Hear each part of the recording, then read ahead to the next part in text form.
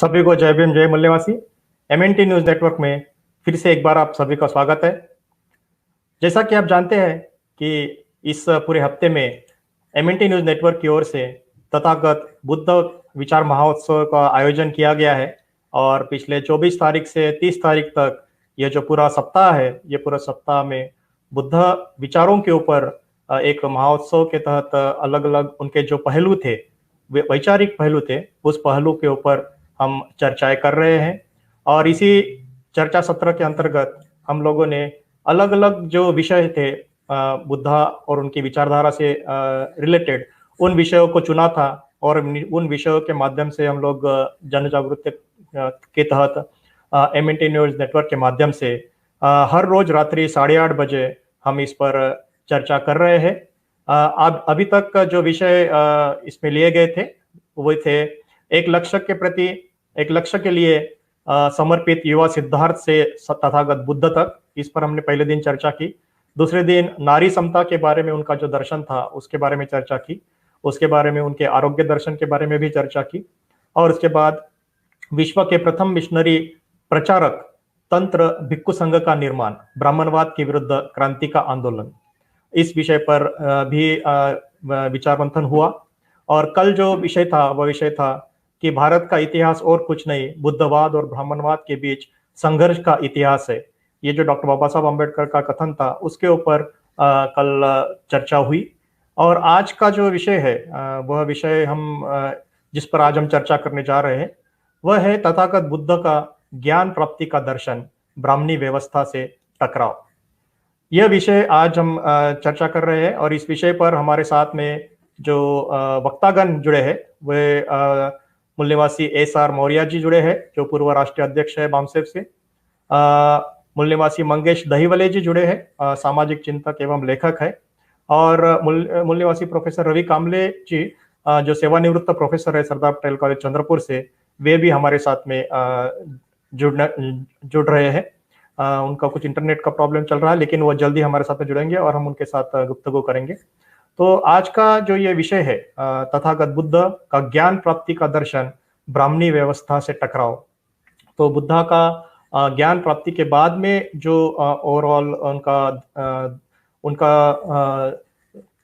Actions रहे हैं या उनका जो कार्य रहा है और उसके साथ में समकालीन समय पर क्या क्या हुआ उसके बारे में आज हम चर्चा करने जा रहे हैं। तो आज का ये जो चर्चा सत्र है, इस चर्चा सत्र में जो हमारे साथी जुड़े हैं उन सभी साथियों से गुजारिश है कि आप अगर फेसबुक से जुड़े हैं तो इस वीडियो को आप अपने पर्सनल फेसबुक पेज वॉल पर इसको शेयर कीजिए और वहां से इसको जो आपके सभी साथी है, आपके फ्रेंड सर्कल है, उनको शेयर कीजिए ताकि यह जो वीडियो है वह ज्यादा से ज्यादा लोगों तक पहुंचे और यह जो विचार है यह विचार भी ज्यादा से ज्यादा लोगों तक पहुंचे। जो साथी यूट्यूब से जुड़े हैं उनसे भी गुजारिश है कि वो इस वीडियो को ज्यादा से ज्यादा शेयर और लाइक्स करें ताकि ये आपका जो आज का जो ये विचार है, आज के ये जो महोत्सव के अंतर्गत आज का विषय के ऊपर जो मंथन होगा वो ज्यादा से ज्यादा लोगों तक पहुंचेगा। तो साथियों, आज का ये विषय हम यहाँ शुरू करते हैं और आज के जो पैनलिस्ट है उन पैनलिस्ट को हम यहाँ पर आमंत्रित करते हैं। आज के जो पैनलिस्ट है मूल्यवासी मंगेश दहीवले जी, मूल्यवासी एसआर मौर्य जी और मूल्यवासी रवि कामले जी, आप सभी का आज के इस कार्यक्रम में बहुत बहुत स्वागत है। जय भीम जय मूल्यवासी सभी वक्ताओं को। जय भीम जय मूल्यवासी। जय भीम जय मूल्यवासी। जय भीम जय मूल्यवासी। रवि कामले सर, बहुत बहुत स्वागत है आपका एमएनटी न्यूज नेटवर्क के आज के इस कार्यक्रम में। जय भीम। जय। तो आज का ये जो विषय है तथागत बुद्ध का ज्ञान प्राप्ति का दर्शन, ब्राह्मणी व्यवस्था से टकराव। तो हमने देखा है कि मतलब बुद्ध जो ज्ञान प्राप्ति के लिए बुद्ध गया में बैठे थे और वहां पे उन्होंने निरंतर तपस्या की और निरंतर मतलब सोच विचार किया कि आखिरकार मनुष्य जो है वो मनुष्य के क्या क्या मतलब प्रॉब्लम्स होते हैं और वो उसके मतलब हर उनकी जो समस्या है उसका निराकरण किस तरह से हो सकता है, इस प्रखर सवाल को लेकर उन्होंने काफी गहरा चिंतन मनन किया। और एक तरह से हम लोग देखते हैं कि उनको काफी मतलब काफी प्रयास के बाद में उनको जो ज्ञान प्राप्त हुआ और उनको तर्क के आधार पर और वितर्क के आधार पर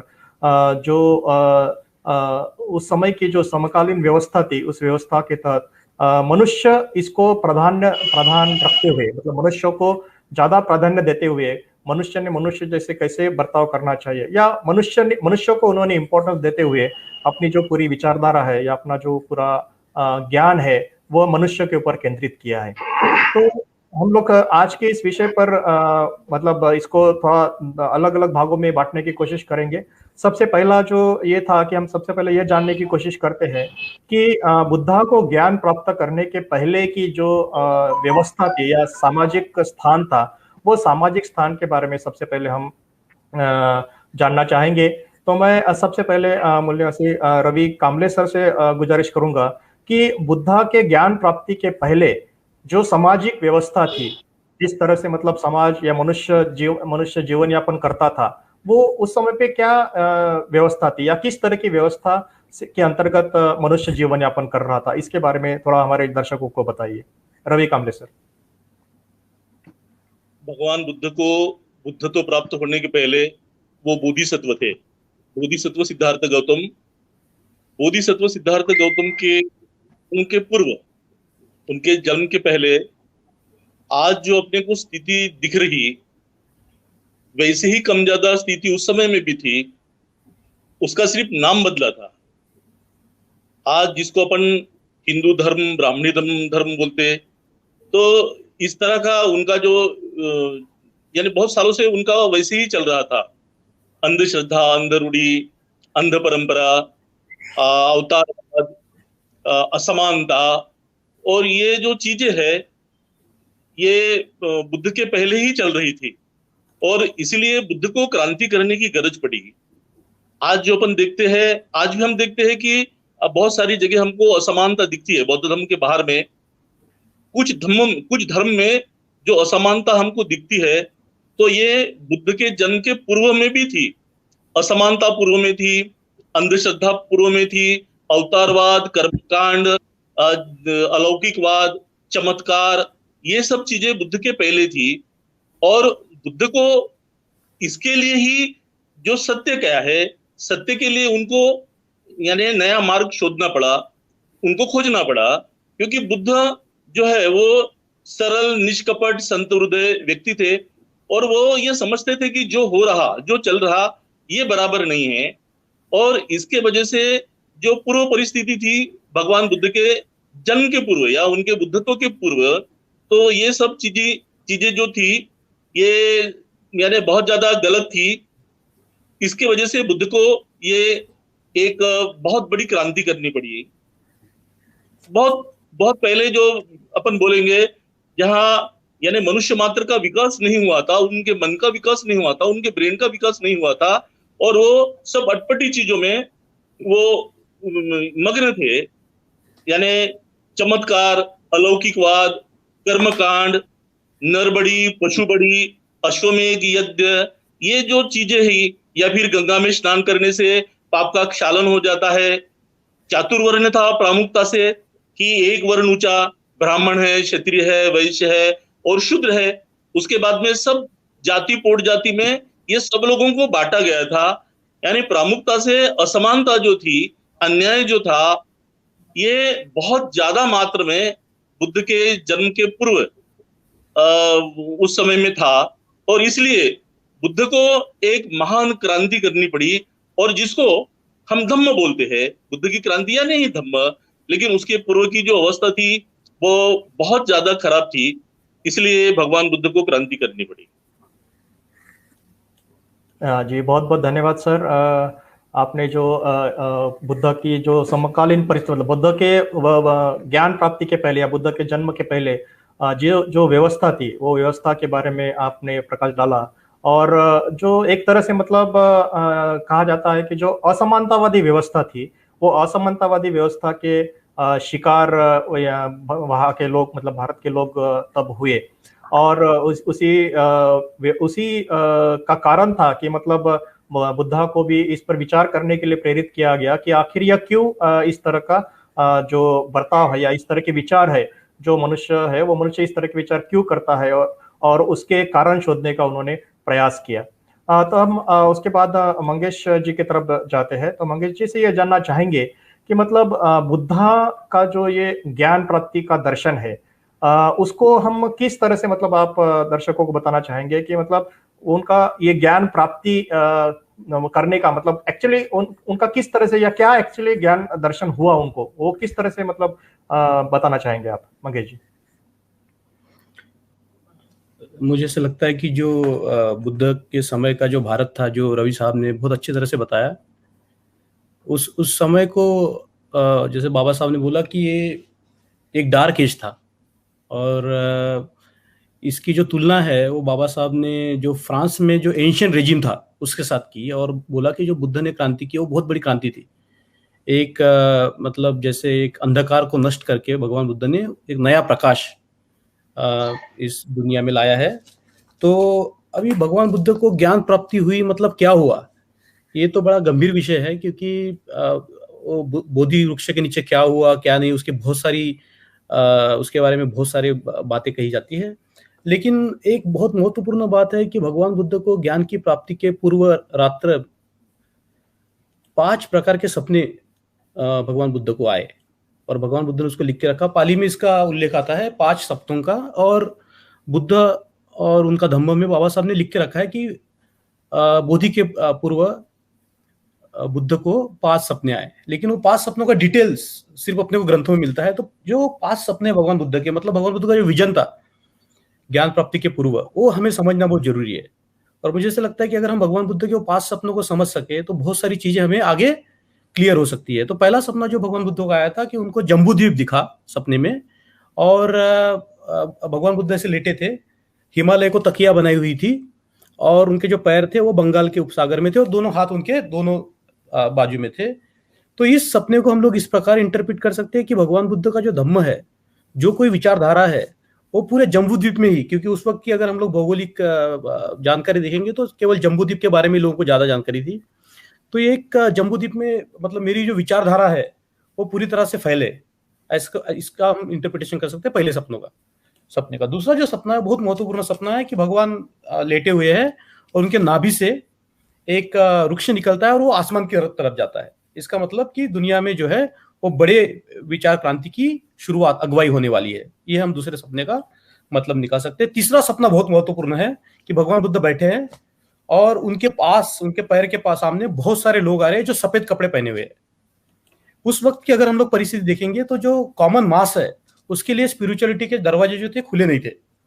तो हम देख सकते हैं कि भगवान बुद्ध का सपना था कि एक मास मूवमेंट बनाया जाए, और ये सफेद कपड़ों से मतलब होता है सिर्फ जो जिन्होंने मतलब अपना घर छोड़ा, ऐसे नहीं, जो हाउस होल्डर्स लोग हैं वो भी इस मूवमेंट में सम्मिलित हो। यह भगवान बुद्ध का तीसरा सपना था। और चौथा सपना जो हमारे लिए सबसे महत्वपूर्ण है कि भगवान बुद्ध बैठे हैं और 4 कलर के, 4 रंगों के 4 पंछी आके उनके शरीर को छूते हैं, और वो छू के जो उनका जो ये है रंग है वो रंगहीन हो जाते हैं। इसका मतलब है कि जो 4 प्रकार के, जो 4 कलर के जो पंछी के बारे में बात की है, वो है चातुर्वर्ण व्यवस्था। जो लोग जो अलग अलग वर्णों में बटे हुए हैं, 4 वर्णों में, वो भगवान बुद्ध के करीब आके भगवान बुद्ध के स्पर्श से वो रंगहीन हो जाएंगे। मतलब भगवान बुद्ध का और एक सपना था, मतलब चौथा सपना, जो हम इस प्रकार उसको देख सकते हैं कि एक जातिविहीन, एक वर्गविहीन समाज की कैसे निर्मित की जाए।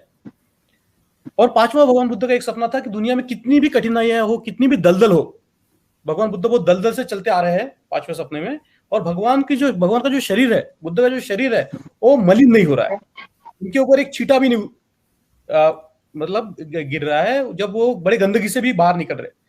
इस सपने का मतलब होता है कि दुनिया में जो है वो हरदम ही बहुत सारी कठिन परिस्थिति होंगी, बहुत सारी गंदगी होगी। जैसे हम सामाजिक कार्य काम करते हैं, जैसे कोई भी काम करते हैं तो हम देखते हैं कि बहुत दलदल से हमको आगे निकलना पड़ता है। लेकिन वो दलदल में फंसने के बजाय अगर हम उससे आगे बढ़े, बिना वो दलदल को अपने ऊपर, मतलब उसके जो चितौड़े हैं अपने ऊपर आने से पहले हम अगर ये वो प्यूरिटी मेंटेन करते हैं, तो ये जो 5 सपने भगवान बुद्ध के, जो उनको जो मतलब बोधि प्राप्त हुई उसकी पहली रात को, ये 5 सपने भगवान बुद्ध को आए थे। बड़ा अच्छा सुंदर उसका जिक्र किया, और हम इस प्रकार उसको इंटरप्रेट कर सकते हैं। तो मुझे ऐसा लगता है कि जो बोधि है, जब वो भगवान बुद्ध को बोधि की प्राप्ति हुई तो उनको उनके जो सपने पूरे करने का जो माध्यम है, मेथड है, उनको मिली। जो हम आगे आगे देखते हैं कि शील समाधि प्रज्ञा है, 4 आर्य सत्य है, आर्य अष्टांगिक मार्ग है, प्रतीत समुत्पाद, ऐसे बहुत सारी भगवान बुद्ध की शिक्षाएं है, उसमें हम लोग देख सकते हैं। तो एक्चुअली बोधि वृक्ष के नीचे क्या हुआ, तो एक भगवान बुद्ध को विजन प्राप्त हुआ कि किस प्रकार वो बहुजन हिताय बहुजन सुखाय के लिए एक नई क्रांति, जिसको हम लोग कह सकते हैं समग्र क्रांति कैसे हो, उसका उनको एक रास्ता उनके सामने खुला हो गया। उनको जो सपना पूर्ति करनी थी, अभी ये जो 5 सपने हैं, ये 5 सपने को हम लोग बिल्कुल आज भी इंटरप्रेट कर सकते हैं कि पहला सपना था कि पूरे दुनिया में जो है वो बुद्ध विचार फैले, दूसरा था कि सारे स्तरों पे भगवान बुद्ध का विचार जाए, तीसरा था कि ये जो दरवाजे है, मूवमेंट के दरवाजे सभी लोगों के लिए खुले हो जाए, ये मास मूवमेंट बने, एक कोई भी भेदभाव के ऊपर आधारित समाज नहीं रहे, सारे जो भेदभाव है वो दूर हो जाए, और पांचवा और अंतिम था परिस्थिति कितनी भी कठिन हो तो भी आगे बढ़ना है, उस परिस्थिति में फंसना नहीं है, हमें आगे बढ़ना है। तो मुझे ऐसा लगता है जो 5 सपने हैं वो आज भी उतने जरूरी थे जो भगवान ने देखे थे, आज हम सब लोगों ने ही वो सपने देखने की जरूरत है। हाँ जी, बहुत बहुत धन्यवाद मंगेश जी। हम एस आर मौर्य जी की तरफ बढ़ते हैं। एस आर मौर्य जी से भी ये जानना चाहेंगे कि जिस तरह से मतलब बुद्धा के आने के पहले यहाँ की जो वैदिक विचारों की व्यवस्था थी और वह उनके विचारों के तहत जो समाज में जीवन यापन चलता था, या वैदिक या ब्राह्मणी व्यवस्था में जो तत्कालीन समाज में जनजीवन था, वो किस स्थिति से गुजर रहा था, और तथागत भगवान बुद्ध के जो ज्ञान प्राप्ति हुई या उनका जो ज्ञान दर्शन हुआ, वो किस तरह से उस परिस्थिति को ध्यान में रखते हुए उन्होंने इसका आकलन किया और इसको मतलब मनुष्य को केंद्र बिंदु में रखते हुए उन्होंने किस तरीके से इस नए वैचारिक क्रांति की प्रेरणा समाज को दी। आप किस तरह से देखते हैं सर मौर्य सर?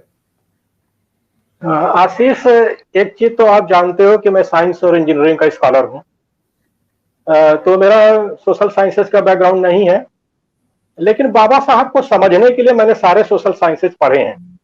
आज जो मैं बात रख रहा हूँ ये मैंने फिलॉसफी ऑफ रिलीजन जो है पेपर है, ये फिलॉसफी का, उसको मैंने पढ़ा है। एंथ्रोपोलॉजी हमने पढ़ा है, एंशिएंट हिस्ट्री पढ़ा है। ये सारी चीजें जो बाबा साहब ने पढ़ते थे, उस रेफरेंस को मैंने पढ़ करके मैं आपके सामने कुछ नई बातें रख रहा हूँ। हो सकता है तो मेरे जो साथ में पैनल में लोग बैठे हैं वो उसको और अच्छा सा बता सकते हैं। तो जो बुद्ध का समय था साथियों, बुद्ध का समय जो था, जैसे आज हम लोग बाबा लोग देखते हैं, ऐसे उस समय भी ढेर सारे बाबा भारत देश के अंदर आ गए थे, और वो भारत के जो मूल निवासी थे उनको करिश्मा दिखा रहे थे। ये जो करिश्मा शब्द है ये विदेशी मूल वाला है, यानी ये विदेश से ये शब्द आया है। तो वो बाबा लोग करिश्मा दिखा रहे थे। तो करिश्मा कैसे दिखा रहे थे? तो उनके कुछ चेले थे, चमचे थे, भगत थे। तो वो कोई चेला कहता था कि मेरा बाबा बड़ा सिद्ध पुरुष है, बड़ा ज्ञान इसको प्राप्त हो गया है, देखो इसने एक हाथ खड़ा कर रखा है और 10 साल से इसका हाथ खड़ा हुआ है। तो दूसरा कहता था मेरा बाबा जो है एक पैर पर खड़ा हुआ है, 10 साल से ऐसे खड़ा हुआ है। तो तीसरा ऐसे कोई कहता था मेरा बाबा हवा पीता रहता है। चौथा कहता था मेरा बाबा जो है दूध पीता रहता है और कुछ नहीं खाता पीता है। तो उससे बढ़ करके एक निकला, बोलता है मेरा बाबा जो है मूत पीता रहता है। तो इस टाइप की चर्चाएं चल रही थी आम जनता में। और ऐसे किस्म के बाबा जो आज आप दिखाई दे रहे हैं, ये बाबा की नस्ल उस जमाने में थी और बुद्ध ने देखा इस चीज को। तो ये बाबा लोग थे कौन, यही मैं बताना चाहता हूं। तो साथियों, ये जो दुनिया में जब मानव जो है पहले 4 पैर पे चलता था, बाद में जो 2 पैर पे आया है, आज से 50,000 साल पहले 2 पैर पे आया है, तो धीरे धीरे जो है सभ्यता की तरफ कदम बढ़ाया है। तो मानव जो है प्राकृतिक शक्तियों से डरता था। तो प्राकृतिक शक्तियां है क्या? प्राकृतिक शक्तियां जैसे हवा आ गया, तूफान आ गया, चक्रवात आ गया, गर्मी बढ़ गई, बाढ़ आ गया, सूखा आ गया, इन सब चीजों से डरता था। इससे डरता था तो इनकी पूजा पाठ करना शुरू कर दिया। तो इसी को कहते हैं प्राकृतिक पूजा। आज भी जो है दुनिया में कहीं भी आदिवासी है, चाहे हमारे भारत देश के अंदर है, छत्तीसगढ़, झारखंड, कहीं भी, उड़ीसा, कहीं भी हमारा आदिवासी है, तो उसके अंदर आज जो है प्राकृतिक पूजा आप देख सकते हो, आज भी देख सकते हो, ये रूप आपको मिलेगा। तो कुछ चालाक लोग दुनिया में पैदा हुए, उन्होंने कहा अच्छा लोग डरते हैं, तो डरने के साथ साथ उन्होंने क्या किया, छोटे छोटे गोल पत्थर लेके बैठ गए। बोले कि ये देखो जल देव है, ये हवा देव है, ये पत्थर, ये जो है वर्षा देव है, ये भूकंप देव है, सब लोग इस पर जो है जल चढ़ाओ। दान दक्षिणा चढ़ाओ। तो इस तरह से जो है लोगों ने डर के मारे दान दक्षिणा चढ़ाना शुरू कर दिया। तो ये एक नस्ल है। फिर इसको कहते हैं बहुदेवा, जो फिलॉसफी में पढ़ाया जाता है। कहते हैं ये लोग बहुदेववादी हैं। बहुदेव मतलब इनके पास ढेर सारे देव देवी हैं। अभी एक जो है नई देवी पैदा हो गई है तमिलनाडु में, आपने सुना होगा, कोरोना देवी पैदा हो गई है। तो ऐसे ही था उस जमाने में। तो इनकी प्रतिक्रिया में एक देव वाले पैदा हो गए। एक देव वाले बोले कि है ये दान दक्षिणा लेकर के माफियागिरी कर रहे हैं, कहीं कुछ कर रहे हैं, बैठे बैठाए इनको खाने का जुगाड़ हो गया है। तो उन्होंने कहा एक देव की पूजा करो। तो वो देव जो है निराकार है और सर्वशक्तिमान है। तो इस तरह से एक देववादी हो गए, उनको कहा गया एक देवा, और जो बहुदेव वाले थे उनको कहा गया बहुदेवा। तो दान दक्षिणा को लेकर दोनों में जो है मारपीट होने लगी, खूब खूनी संघर्ष होने लगा। तो एक देवा के लोग जो है थोड़ा सा जब बाद में भारी पड़े तो बहुदेवा वालों को जो है पत्थर मार मार के खदेड़ा। तो ये पत्थर मारे हुए लोग थे, पत्थर लेकर के वो कुछ लोग भारत के अंदर भी चले आए। वैसे दुनिया के अंदर थोड़े थोड़े ये लोग फैले हुए हैं। तो वो जो एक देव वाले थे, इनको बहुदेव वालों को बोले कि बदमाश लोग हैं। मतलब कि वो कहते थे कि हम एक देव वाले हैं और असली देव धर्मी हम लोग हैं, देव धर्म को हम मानते हैं। ये जो बहुदेव वाले हैं ये जो है देव धर्म वाले नहीं है, ये नकली हैं। तो फर्जी लोग हैं, नकली हैं, फर्जी हैं। झगड़ा इसी बात का था। तो चूंकि फर्जी लोग हैं, बदमाशी करते हैं ये लोग, दान दक्षिणा पा करके माफियागिरी करते हैं, कुछ करते हैं, और ऐसे ऐसे देव पैदा कर दिए हैं। जैसे ये बदमाश है तो उनका देव भी बदमाश है, यानी अगर ये कातिल है तो उनका देव भी कातिल है। अगर ये भगेड़ी गजेड़ी है तो इनका देव भी जो है भगेड़ी गजेड़ी है। अगर ये साड़ी चोर है तो इनका देव भी साड़ी चोर है। अगर ये दही चोर है तो उनका देव भी दही चोर है। तो इस किस्म की ये देव वाले हैं, फर्जी लोग हैं, उनको कहा ये शैतान लोग हैं। तो उनको पत्थर मार के खदेड़ा। आदि पत्थर मारने का रस्म चलता है। ये जो जेरूसलम है उसके आसपास का जो इलाका है, सीरिया तो तुर्किस्तान, अरबिस्तान, ये सब वहीं का मामला है। तो भगाए गए लोग हैं, ये भारत के अंदर आए 1200 BC के आसपास माना जाता है। जब और ये भी माना जाता है कि इंडस वैली जो है सभ्यता इन्हीं लोगों ने खत्म किया है। तो 1200 BC के आसपास से भारत देश के अंदर आए हैं और 700 BC से मगध का इतिहास मिलने लगता है। तो ये 500 BC का जो है वर्षों का जो एक डार्क एज मिलता है, जिसका बाबा साहब भी जिक्र करते हैं और भी इतिहास का जिक्र करते हैं कि भारत में ये जो 500 वर्षों में बहुत कम साक्ष्य मिलते हैं जिसको इतिहास के रूप में समझा जाए। तो उसी 500 वर्ष जो डार्क एज है, उसी का फायदा लेकर के ये लोग, जो बाबा लोग उधर से आए, बदमाश शैतान लोग भारत देश के अंदर आए और यहाँ के लोगों को करिश्मा दिखाना शुरू किया। भारत देश के लोगों को, हमारे भारत के मूल निवासी सीधे साधे थे, करिश्मा देख देख करके उनको दान दक्षिणा देना या उनका चेला बनना, भगत बनना शुरू कर दिए। तो ऐसे लोगों से, बाबाओं से मुलाकात बुद्ध की हुई जब वो ज्ञान प्राप्त करने के लिए बुद्ध निकले थे अपना घर छोड़ करके। उसके बाद देखा कि वो भी उन्हीं के नकल करना शुरू कर दिए, बुद्ध भी नकल करना शुरू कर दिए। बोध गया में जा करके भोजन पानी छोड़ दिए, पता नहीं क्या क्या छोड़ दिए। उसके बाद वो भी सूख करके लकड़ी हो गए, मरने वाले थे। तो वो सुजाता नाम की कोई लड़की थी, उसको दया आ गई, करे बाबा मर जाएगा, हम लोगों को बड़ा पाप लगेगा। तो वो जा करके मीठी खिचड़ी ले आई, कहा बाबा खा लो, मरो वरो नहीं। तो जब खिचड़ी खाए तब उन लोग भूखे प्यासे रहते हैं और जो हाथ खड़ा किए हैं, पैर खड़ा किए हैं, दही पी रहे, दूध पी रहे हैं, मूत पी रहे हैं, गोबर खा रहे हैं, ये सब बकवास है। तब उन्होंने मध्यम मार्ग दिया वही। और आप जो है बुद्ध के साथ साथ जो है सुजाता को भी धन्यवाद देना चाहिए कि सुजाता की जो मीठी खिचड़ी है ना, उसी ने जो है बुद्ध को ज्ञान दिया कि अतिवाद नहीं होना चाहिए, एक्सट्रीम पर नहीं जाना चाहिए। मध्यम मार्ग जो है बुद्ध ने दिया हम लोगों को, उसको मिडिल पाथ कहते हैं। आज हम MBA में तो पढ़ते हैं कि पूरा MBA की पढ़ाई जो है मिडिल पाथ है, कि दुनिया में मिडिल पाथ ही सबसे अच्छा है, एक्सट्रीम पर नहीं जाना चाहिए। लेकिन ये बाबा लोग, जो नंगे बाबा आज भी दिखाई देते हैं, ये सब आतंकवादी हैं, अति करते हैं। कोई कातिल है, कोई कुछ है, कोई नंगा है, कोई दंगा है, कोई कुछ है, दुनिया भर की चीजें हैं। तो बुद्ध का सामना इन्हीं से हुआ था और इसी के खिलाफ में बुद्ध ने जो है हमको मध्यम मार्ग दिया है। और बुद्ध ने यह भी कहा कि हमारा जो सिद्धांत है ये बहुजन हिताय बहुजन सुखाय है। यानी जो कुछ अल्पजन है, जो नंगे बाबा वगैरह जो है, जो बदमाशी कर रहे हैं, शैतानी कर रहे हैं हमारे भारत देश के अंदर, हम इनको संतुष्ट नहीं कर सकते। ये सर्वजन नहीं है, ये बहुजन हिताय और बहुजन सुखाय है।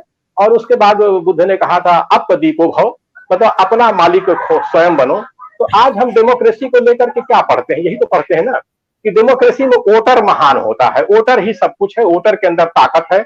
तो एक तरह से बहुजन हिताय बहुजन सुखाय ये लोकतंत्र का नारा है। और आज राजनीति शास्त्र में जो है इसको जीएस मिल वगैरह इसी तरह से पढ़ाते हैं। और अपदीपो हो भी ये लोकतंत्र का नारा है। तो बुद्ध ने हमको लोकतंत्र दिया, मध्यम मार्ग दिया। तो यही है, बुद्ध के समय में जो नंगे बाबा थे आज भी उस नस्ल के लोग दिखाई पड़ते हैं। ये थोड़ा सा एडिशनल इंफॉर्मेशन मैंने दी है, हो सकता है मंगेश थोड़ा सा और हमारे प्रोफेसर साहब और ज्यादा क्लियर करेंगे इसको, अगर मैं गलत हूं तो। जी सर, सर बहुत बढ़िया। जो ये ओवरऑल बुद्धा के पहले की जो व्यवस्था थी, मतलब आज हम जो चर्चा कर रहे हैं दो व्यवस्था के ऊपर चर्चा कर रहे हैं। एक तो थी कि मतलब बुद्धा को ज्ञान प्राप्त होने के पहले की जो व्यवस्था थी, उस व्यवस्था के अंतर्गत जो उन्होंने मतलब व्यवस्था थी, उस व्यवस्था को ध्यान में रखते हुए बुद्धा को जो ज्ञान प्राप्त हुआ या उनको दर्शन हुआ, इस दर्शन के तहत उन्होंने किस तरीके से मतलब इस जो वहां की वर्तमान व्यवस्था थी उस व्यवस्था के खिलाफ में उन्होंने एक नई व्यवस्था, नई विचारधारा, नई मानवतावादी व्यवस्था को बरकरार करने का, या नई व्यवस्थावादी जो एक समाज व्यवस्था है उसको किस तरह से एस्टेब्लिश किया जा सकता है, उसको ध्यान में रखते हुए उन्होंने सारा कार्य किया।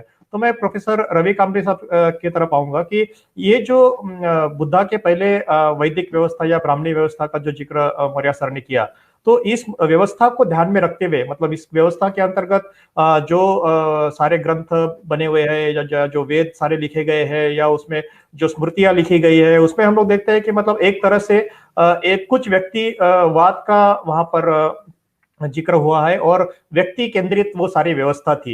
मतलब कुछ ही लोगों को उस व्यवस्था से बेनिफिट होना चाहिए या मुनाफा होना चाहिए। और बुद्धा की जो विचारधारा थी वो बहुजन हिताय बहुजन सुखाय के तहत सामने आई है। मतलब ज्यादा से ज्यादा लोगों का सुख होना चाहिए, सुख के हित के तहत विचारधारा होना चाहिए, और मनुष्य ने मनुष्य को मनुष्य के तहत ही देखना चाहिए। तो ये जो ब्राह्मणी व्यवस्था से टकराव, मतलब एग्जिस्टिंग व्यवस्था को जब बुद्धा ने समझा और उसके तहत उन्होंने नई विचार के तहत एक नई समाज व्यवस्था की परिकल्पना करके समाज के अंदर जो इसके बीज बोने के प्रयास किए, कोशिश किए, तो ये जो कोशिश हुई उसको आप किस तरह से मतलब देखते हैं रवि कामले सर की, उन्होंने किस तरह से कार्य किया? ये जो एग्जिस्टिंग व्यवस्था को एक चैलेंज के तहत लेते हुए एक मानवतावादी विचारधारा का प्रचार प्रसार करने के लिए उन्होंने किस तरीके से मतलब अपने प्रयास किए, और किस तरह से जो एग्जिस्टिंग व्यवस्था थी उस एग्जिस्टिंग व्यवस्था को नई व्यवस्था से एक तरह से टकराव जो हुआ उसको आप किस तरह से देखते हैं?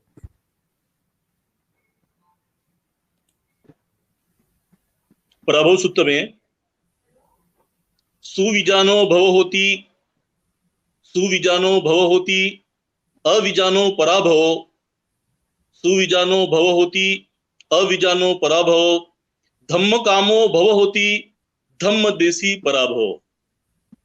भगवान बुद्ध ने क्या कहा? सुविद्य है, सुविजानो भव होती, तो सुविद्य है, सही मायने में जिन्होंने विद्या ग्रहण की है, प्राप्त की है, समझी है, आचरण में लाई है, उनकी हमेशा उन्नति होती है। सुविजानो भव होती अविजानो पराभव, जो अविद्याग्रस्त है, इन सब चीजों से दूर है, उनका पराभव, उनकी अवनति निश्चित है। फिर भगवान बोलते हैं धम्म कामो भव होती,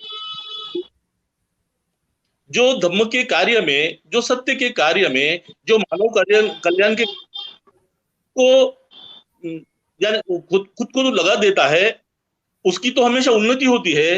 लेकिन धम्म देसी पराभव, जो धम्म का द्वेष करते हैं उनका पराभव होता है। अभी कहा गया है कि वैदिक धर्म था, उसके बाद में 62 अलग अलग संप्रदाय भी थे, और ये सब लोगों का जो भी प्रभाव था, उनकी जो भी विचारधारा थी, वो मानव कल्याण के अहित में थी। ये भगवान बुद्ध समझ चुके थे। बुद्धत्व प्राप्ति के बाद, बुद्धत्व प्राप्ति होना, अभी यानी अपन जो बोलते कि बुद्ध हुए भगवान, यानी क्या हुआ?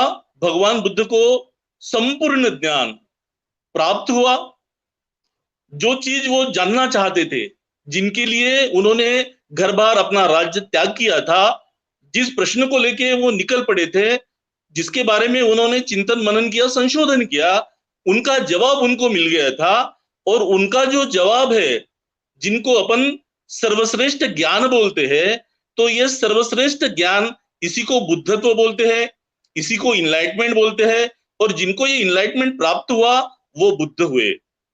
अब बुद्ध को इनलाइटमेंट हुआ, बुद्धत्व प्राप्त हुआ, यानी उनको एक नया मार्ग मिला, जो पुराने मार्ग से, जो वैदिक धर्म ने बताया था, उस समय के प्रचलित जो 62 संप्रदाय थे और उनके जो प्रमुख थे, उन्होंने जो बताया था, इसका विरोध बुद्ध ने किया।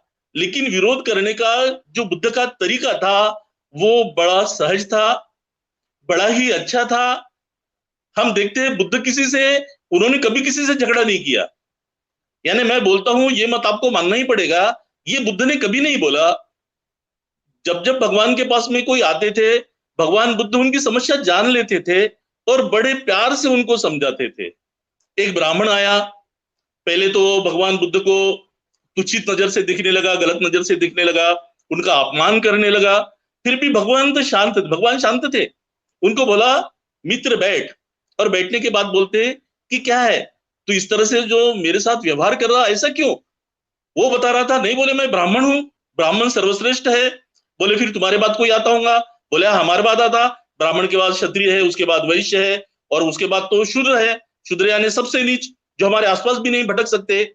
भगवान बुद्ध हंसते हैं, उनको बैठाते हैं और बोलते हैं कि तू कैसे उनसे श्रेष्ठ हो गया? नहीं, बोले मैं तो ब्रह्मा के मुख से पैदा हुआ हूं, इसलिए मैं सबसे श्रेष्ठ हूं। फिर जो बाहु से पैदा हुआ, जो जांग से पैदा हुआ, जो पैर से पैदा हुआ, ये तीनों लोग हमारी सेवा के लिए है, और आप भी ये तीनों में आते हैं, आप भी ब्राह्मण नहीं हो, इसलिए मैं आपके साथ में ऐसा व्यवहार कर रहा हूं। भगवंत हंसते हैं, उनको बैठाते हैं और बोलते हैं कि तूने अभी जो बोला है कि तू ब्रह्मा के मुख से पैदा हुआ, मुझे बता मेरे भाई कि इंसान कैसे पैदा होता है? तू कैसे पैदा हुआ? तेरे माता पिता, तेरे आचार्य प्राचार्य कैसे पैदा हुए? क्या कोई मुख से पैदा हो सकता है? वो शर्मा जाता है, बोलता कि नहीं भगवंत, मेरे से गलती हो गई। भगवान बुद्ध बोलते हैं कि देखिए, आपने जो बोला है कि आप सबसे ऊंचे हो, यही तो गलत है। सब मनुष्य मात्र समान है। और वो भगवान बुद्ध जिस शैली में, जिस भाषा में समझाते हैं, वो मनुष्य समझ जाता। सिर्फ समझ नहीं जाता तो वो बुद्ध का आजीवन अनुयायी हो जाता। इस तरह से भगवान बुद्ध हर एक को जो समझाने का उनका जो तरीका था वो बहुत ही अच्छा था, बहुत सरल था, मन लुभावना था। यानी किसी के भी दिल को ठेस न पहुंचाते हुए भगवान बुद्ध जो अपनी बात है वो उनको बराबर समझाते थे। और इसीलिए उन्होंने जो समता है, समता का जो सबसे पहले जो प्रयोग किया है भगवंत ने, वो समझाते हैं कि सब लोग, every human beings are equal, सब लोग समान हैं। और सिर्फ मनुष्य क्यों, तो औरत और मनुष्य भी समान है। और इसलिए आपने समानता को मानना चाहिए। धीरे धीरे जैसे जैसे लोग उनके संपर्क में आने लगे, तो बुद्ध के विचार को एक नया विचार मानने लगे और वो उनको स्वीकारने लगे। और भगवान का जो विचार था, उन्होंने बताया कि मेरी जो शिकवण है, वो शिकवण का जो केंद्र बिंदु है, मेरी शिक्षा का जो केंद्र बिंदु है, वो आप हो, मानव आप हो। आपका मन मेरा केंद्र बिंदु है, और आपके जो कर्म है वही वास्तव में मेरे धर्म का केंद्र बिंदु है। हर मनुष्य समान है। आपका मन अगर अच्छा है तो आप अच्छे काम करोगे, आपका मन अगर खराब है तो आपके हाथ से गलत काम ही होंगे। अगर आपके कर्म अच्छे हैं तो उसके रिजल्ट अच्छे आएंगे, आपको अच्छा फल मिलेगा। लेकिन गलत कर्म होने के बाद आपको उसका भुगतान करना ही पड़ेगा। और यही बात मैं सिखाता हूं। मुझे किसी ईश्वर से कोई लेना देना नहीं, मुझे किसी आत्मा से कोई लेना देना नहीं। परमात्मा है, वो आप संभालिए। मुझे तो लोगों को यही बताने का है कि सब मनुष्य समान है। सबने अपने मन को शुद्ध करना चाहिए, पवित्र करना चाहिए, निर्मल करना चाहिए, जिसकी वजह से आप में संवेदना जागृत हो, करुणा जागृत हो, मैत्री जागृत हो, जिसकी वजह से आपका जीवन बदले, सबका जीवन बदले। और यही मेरा धम्म है, यही मेरी शिक्षा आप सबके लिए है। और यही शिक्षा का मुझे लोगों तक पहुंचाने के लिए प्रचार प्रसार करना है। देख भाई, अगर तुझे ये बात जज गई है, पड़ गई है, तुझे अगर लगा है कि इन बातों से तेरा कल्याण हुआ है, तेरा भला हुआ है, तेरा मंगल हुआ है, तो तू ये बात अपने पास मत रख। तुझे ये बात लोगों को भी बताना चाहिए, उनका भी मंगल होना चाहिए, उनका भी कल्याण होना चाहिए, क्योंकि तू भी मनुष्य है और वो भी मनुष्य है। भगवंत उनको समझाते हैं, देख भैया, सबसे नजदीक तेरे पास कौन है? तो तेरी मौत। सबसे नजदीक क्या है तेरे पास? वो बताता नहीं मेरी माता है, पिता है, मेरे पुत्र है, बोले नहीं, तेरे सबसे नजदीक है तेरी मौत, और वो किसी भी वक्त तुझे दबोच सकती है। इसलिए मरने के पहले कुछ तो अच्छा कार्य करते जा, कुछ तो अच्छा कार्य कर।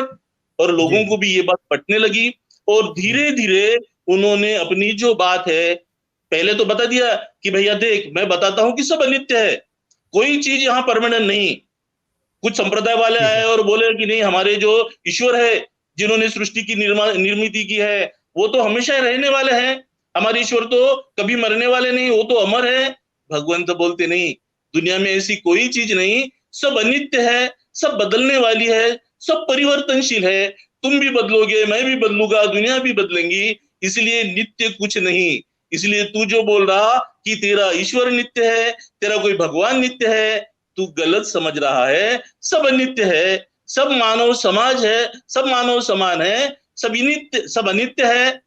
इसीलिए सब लोग दुख में भी है, तू भी दुख में है, दुनिया दुख में है। इसलिए पहले दुख को समझ, उसको पहले तू मान ले। अगर तू मानता है कि तू दुख में है, तो दुख से तुझे निजात मिलाने की तू कोशिश करेगा, तू उसका कोई मार्ग सोचेगा, समझेगा। अगर मैं बताता हूं तो उस पे चलेगा और दुख मुक्त हो जाएगा।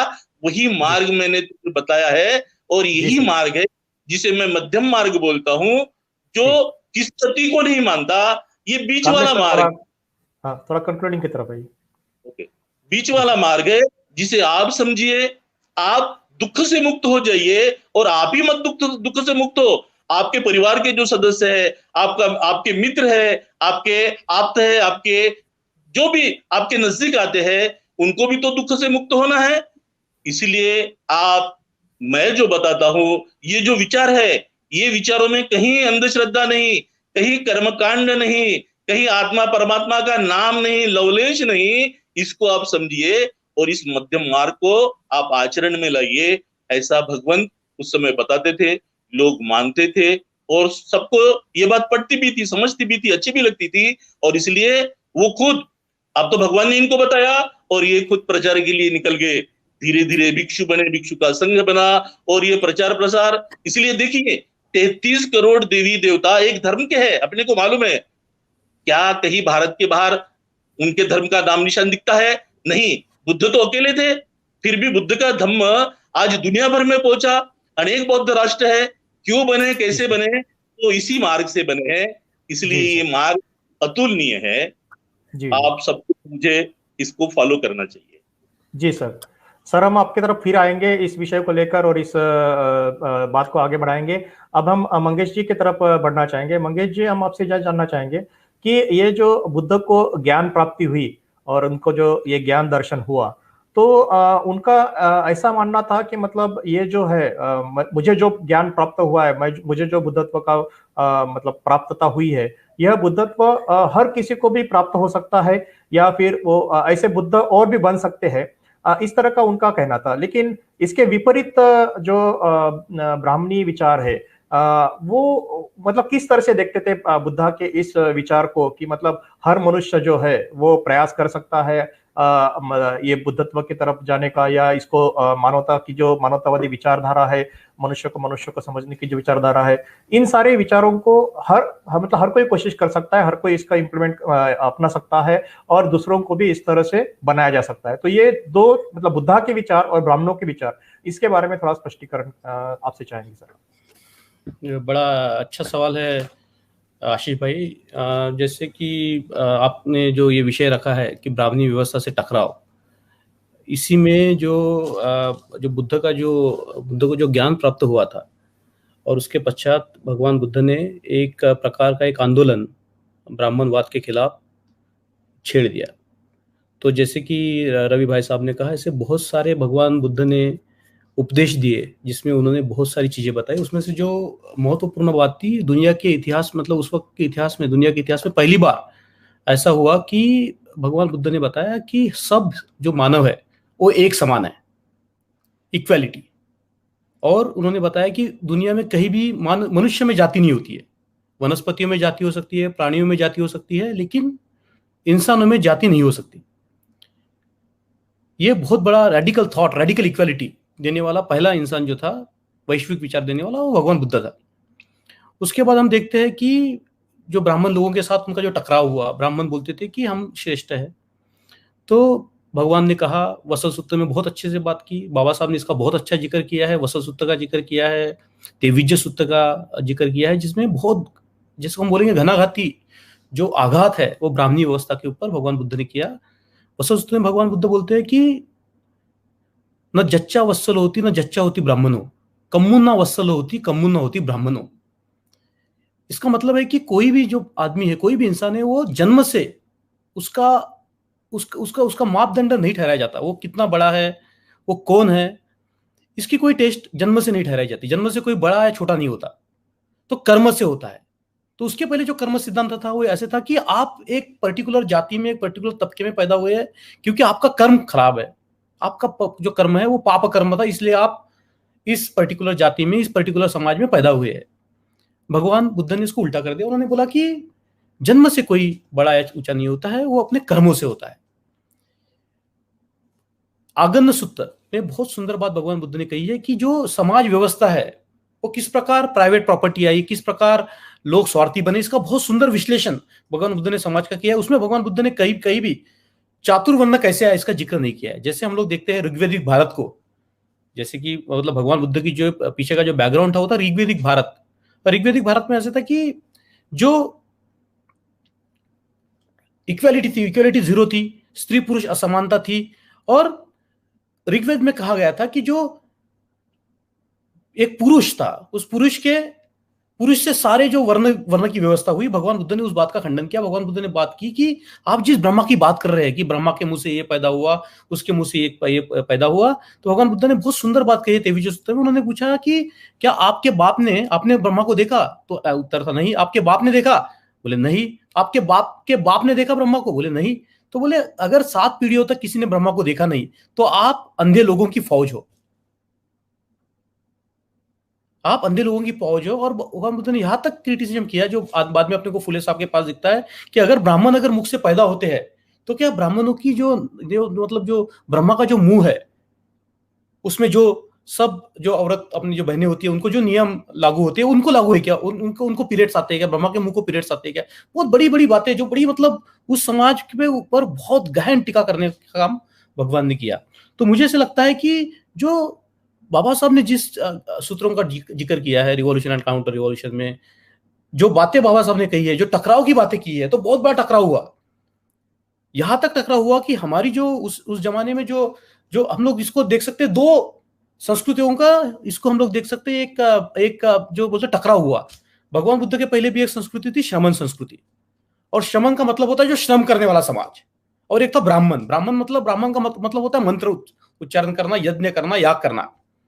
तो ये जो भगवान बुद्ध जो थे वो एक शमन संस्कृति को आगे लेके जाने वाले थे। उनको महाशमन भी कहा जाता था। इसी को हम लोग एक तरह से देख सकते हैं कि भगवान बुद्ध को महानाग भी कहा गया है। ये जो शब्द है महाश्रमण, महानाग, ये बहुत महत्वपूर्ण शब्द है, जो बाद में हम लोग देखते हैं कि आगे आके इतिहास में हम लोग देखते हैं कि जो तथाकथित जो अनटचेबल कास्ट है उनको भी नाग से जोड़ा गया है। नाग, द्रविड़, तमिल, ये एक ही वर्ड के साथ जोड़ा गया है। तो ये जो हम लोग देख रहे हैं, टकराव की बात करते हैं कि एक विशिष्ट समाज था, जिस विशिष्ट समाज में शोषण था, महिलाओं का शोषण था, पर्टिकुलर एक तबके का शोषण था। उस सब शोषण को दूर करने के लिए भगवान बुद्ध ने, हम कह सकते हैं कि एक आंदोलन छेड़ा। और उनका टकराव का दूसरा एक बहुत बड़ा क्रांतिकारी जो मतलब पहलू है वो था संघ की निर्मित। जब भगवान बुद्ध ने जो संघ की निर्मित की, उस संघ में सारे समाज के लोग सम्मिलित थे। सारे समाज के लोग सम्मिलित थे। भगवान बुद्ध ऐसे वर्ल्ड में पहले इंसान थे कि जिन्होंने औरतों के लिए भी निर्वाण का द्वार खोल दिया। तो ये जो टकराव की हम बातें कर रहे थे, बहुत बड़ी, जिसको हम लोग बोलते हैं मूलभूत एक रिवॉल्यूशन, एक क्रांति, भगवान बुद्ध ने उस क्रांति की शुरुआत की। और हम देखते हैं कि जो क्रांति जब आगे बढ़ी, तब इस दुनिया में जो कभी हुआ नहीं वो हुआ। पहली बार दुनिया के इतिहास में हम लोग देखते हैं कि एक वेलफेयर स्टेट की निर्मित हुई, सबसे बड़ी वेलफेयर स्टेट। जम्बू द्वीप पे पूरा अशोक का जो साम्राज्य था वो फैला था। तो कहने की बात ऐसे है कि हम लोग जब हम लोग देखते हैं आज के समय को लेके पीछे को, तो हम लोग बहुत सारी गलतियां करते हैं। जो श्रमण संस्कृति की जो विचारधारा है उसको भी हमें समझना पड़ेगा। बुद्ध के साथ साथ हमें श्रमण संस्कृति को भी समझना पड़ेगा। श्रमण संस्कृति थी कैसे? जैसे बहुत सारी चीजें हम बोलते हैं कि हिंदू धर्म की है, जैसे बाबा साहब ने बोला कि हिंदू धर्म कुछ नहीं है, अगर आप उसमें से ब्राह्मण धर्म निकाल दो, कुछ कुछ विचारधारा निकाल दो, तो बचता है बुद्ध का धर्म। आज भी हम लोग देखते हैं कि जैसे इस देश में आज भी हम जड़ें खोजते हैं, तो बाबा साहब बोलते हैं कि आपको बोधि वृक्ष की जड़ी मिलेगी। तो मैं सब क्यों कहना चाहता हूं कि जो आंदोलन है, ये आंदोलन निरंतर चलते रह रहा है। ये इसके जो पहलू है, जो भगवान बुद्ध ने जो क्रांति की थी वो बहुत बड़ी मात्रा में सक्सेसफुल हुई थी। आपको पता है बाद में प्रतिक्रांति भी हुई थी। एक विचार को भगवान बुद्ध ने पूरा ध्वंस करके रख दिया था। इतने सुंदर आकलन, जिसको हम लोग बोलेंगे rationality, analytical thinking, scientific thinking, जैसे प्रतीत समुत्पाद, कि सामाजिक दुख आता कैसे है, इसका भी तो विश्लेषण होना चाहिए कि समाज में डिसहार्मनी क्यों होती है, क्यों हम लोग एक में से टकराते हैं। तो केवल हम लोग इसको जो है मतलब ब्राह्मणी व्यवस्था के खिलाफ तो इस आंदोलन को हम लोग देख सकते हैं, लेकिन एक मानव के संपूर्ण विकास के लिए भगवान बुद्ध ने जो पढ़ाया, ऐसा कहते हैं कि मतलब मैं संक्षिप्त में रखूंगा, 1 मिनट लूंगा मैं। भगवान बुद्ध ने वैसे बोलते हैं कि भगवान बुद्ध ने जो है जो धर्म है वो कॉमन लोगों को पढ़ाया, लेकिन जो सिद्धांत है वो कार्यकर्ताओं को पढ़ाया। प्रतिज्ञाएं दी उनको कि आपको अपने जीवन को इस प्रकार कटिबद्ध करना है, आपको त्रिरत्नक से अपने आप को कटिबद्ध करना है। तो हम लोग देखते हैं कि बहुत सारी बुद्ध की शिक्षा है, हम उसमें पहले मतलब पढ़े रहते, लेकिन भगवान बुद्ध ने जो सिद्धांत दिए है, जो सिद्धांत को हमें डिफेंड करना है, जैसे सब इंसान जो है एक बराबर है, और भगवान ने किया, प्रूव करके दिया कि सारे लोग एक है, सारों में क्षमता है बुद्धत्व को प्राप्त करने की। और बुद्धत्व कोई ऐसा सब्सटेंस नहीं होता कि जो एक बार प्राप्त कर लिया तो हो गया, वो प्रक्रिया का काम है। आपको एक प्रकाश दिखता है और उस प्रकाश की तरफ आप चलना चालू करते हैं। जी ठीक है। तो बस मुझे ऐसा लगता है कि बहुत ही मतलब हम लोग इसको ये जो विषय है इसको बहुत अलग अलग परिस्थिति देख सकते हैं, लेकिन मुझे ऐसे कहना है कि जो सिद्धांत है भगवान बुद्ध ने दिए हुए, प्रतीत समुत्पाद का सिद्धांत, सब लोग एक है इसका सिद्धांत, औरत और पुरुषों में कोई अंतर नहीं है इसका सिद्धांत, कोई भी बुद्धत्व की प्राप्ति कर सकता है ये सिद्धांत, ये धरती जो है दुनिया किसी ने नहीं बनाई, कोई भगवान नहीं बनाने वाला। ऐसे बहुत सारे सिद्धांत भगवान बुद्ध ने दिए। हम लोग अभी जो दौर है उसमें भगवान बुद्ध का जो बेसिक जो आंदोलन था, जो उन्होंने सिद्धांत रखे, उसको डिफेंड करने का आज भी काम हमें करना जरूरी है, और भगवान बुद्ध ने उसको किया। जी बिल्कुल। बहुत बहुत धन्यवाद मंगेश सर, आपने बहुत ही अच्छे तरीके से मतलब ये जो टकराव था, ये टकराव के बारे में, और बुद्धा को आम आदमी से लेके सभी लोगों ने क्यों अपनाया और उनकी विचारधारा को क्यों अपनाया, इसको हमारे सारे दर्शकों के सामने रखा। अब मैं मौर्य सर की तरफ आना चाहूंगा, और मौर्य सर जी से रिक्वेस्ट है कि मतलब ये जो अभी मंगेश जी ने बताया कि ओवरऑल जो बुद्धा का जो रिवॉल्यूशन है या बुद्धा की विचारधारा का जो रिवॉल्यूशन है, ये रिवॉल्यूशन के तहत उन्होंने जो समाज के अंतर्गत कार्य किया, उस कार्य के तहत जो मतलब एक प्रकार का जो प्रतिक्रांति हम लोग कह सकते हैं कि जो बुद्धा ने एक प्रकार से एग्जिस्टिंग व्यवस्था के खिलाफ में बड़ी क्रांति की, तो और उसी क्रांति का नतीजा ये हुआ कि जो ब्राह्मणी व्यवस्था थी वो एक तरह से चरमरा गई थी। तो ये जो बुद्धा की विचारधारा से प्रेरित होकर जो लोगों ने प्रेरणा ली, उससे जो ये ब्राह्मणी व्यवस्था चरमरा गई, तो ये मतलब किस तरह से आप उसको एनालिसिस करते हैं कि ये ब्राह्मणी व्यवस्था एक तरह से क्यों चरमरा गई और बुद्धा की विचारधारा क्यों हावी हुई?